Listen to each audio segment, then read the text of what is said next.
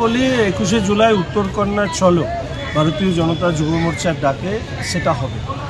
কন্যা সুরক্ষার দাবিতে ইতিমধ্যে বিরোধী দলনেতা যুব মোর্চার সম্মানীয় সভাপতি ডক্টর ইন্দ্রনীল খার উপস্থিতিতে কসবায় এই অভিযানের ডাক দিয়েছে।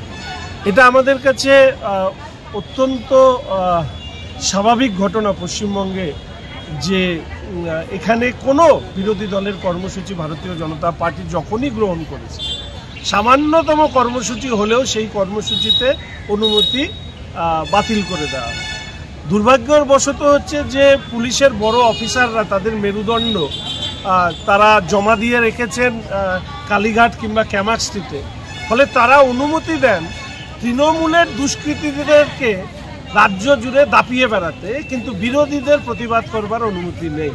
কসবাতে যা আমরা দেখলাম, হাওড়ার নরসিংহ দত্ত কলেজে আমরা যা দেখলাম, আরজি করে আমরা যা দেখলাম, তো এইগুলো তো সব বলতে হবে যে পুলিশের প্রত্যক্ষ পরোক্ষ মদতে হয়েছে।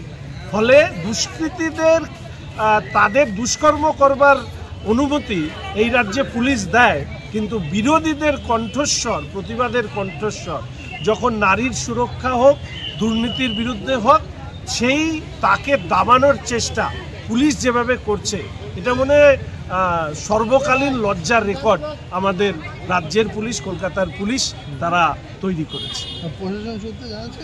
নতুন নতুন আপডেট পেতে সাবস্ক্রাইব করুন নিউজ আপ ডেইলি।